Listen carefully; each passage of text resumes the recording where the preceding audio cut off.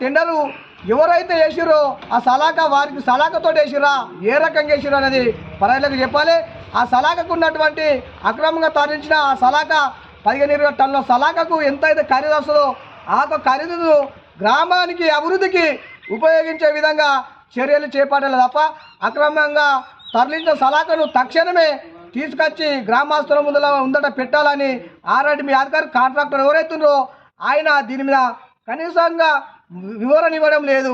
దీనిపైన ఆ బ్రిడ్జిలో ఉన్నటువంటి సలాకా నాణ్యమైన సలాకా, ఆ సలాకా విషయంలో ప్రతి ఒక్కరూ ఖండిస్తారు. దాని విషయాన్ని ప్రజల ముందర పెట్టి ప్రజలకు బాధక సాధకులకు కొంతనన్నా గ్రామాభివృద్ధికి ఆ డబ్బులు ఉపయోగపడతాయని నేను తెలంగాణ మాల మానాడు రాయన్న సిరిసిల్ల దోసల చంద్రం డిమాండ్ చేయడం జరుగుతుంది. జై భీమ్. జై జై భీమ్. గంభీరపేట లింగన్నపేట మధ్యలో ఉన్నటువంటి లో లెవెల్ బ్రిడ్జిని గత తెలంగాణ ప్రభుత్వం కేటీఆర్ గారు మంత్రివర్యులు ఉన్నప్పుడు మంజూరు చేసిన విషయం తెలిసిందే. దానికి టెండర్ కాగా ప్రస్తుత కాంగ్రెస్ పరిపాలనలో ఆ యొక్క వర్క్ కొనసాగుతూ ఉన్నది. ఆ యొక్క పాత బ్రిడ్జిని పాటిరాజన్ గారి హయాంలో నిర్మించడం జరిగింది. ఆ కాలానికి అనుగున్నట్టుగా దాదాపు ఒక 6 ఫీట్ల వరకు ఆ యొక్క బ్రిడ్జి నిర్మాణం జరిగింది.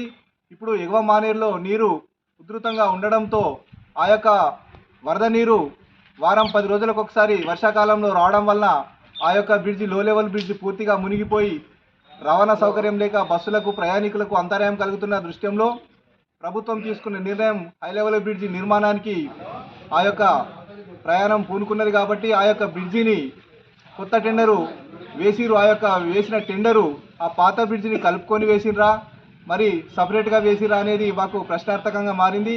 ఆ యొక్క ఉన్న బ్రిడ్జిని డిస్మెంటల్ చేస్తూ ఆ యొక్క ఇనుప సలాకను పాతది నాణ్యమైన సలాకను కూడా దొంగదారిన ఆ యొక్క సలాకను ఎవరు లేని సమయంలో దాన్ని స్క్రాప్కు అమ్ముకోవడం జరుగుతూ ఉన్నది. దీనిలో ఎవరి హస్తం ఉన్నది అది ప్రజలకు తెలియజెప్పాల్సిన అవసరం అధికారులపైన ఉన్నదని చెప్పేసి మేము ఈ మాల మానాడు పక్షాన ఈరోజు పివి రావు వర్ధంతి సందర్భంగా మేము హెచ్చరిస్తూ ఉన్నాము. ఆ యొక్క విషయమై ఎంపీడీఓ గారితో మాట్లాడదామని వస్తే కూడా దాదాపు 11:30 టైం అయినా కూడా సార్ ఇక్కడ లేకపోవడంతో మేము బయటకు వచ్చి మా యొక్క నిరసన వ్యక్తం చేస్తూ ఉన్నాము.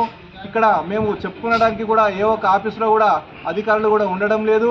ఇప్పటికైనా మా యొక్క బాధను అర్థం చేసుకొని ఆ యొక్క సలాకాను ఎవరికి అమ్ముతున్నారు, ఎంతకు అమ్ముతున్నారు, మరి ఆ యొక్క టెండర్ ఎవరికి వేసిరు అని చెప్పేసి గ్రామస్తులకు తెలియజెప్పాల్సిన అవసరం ఉన్నది.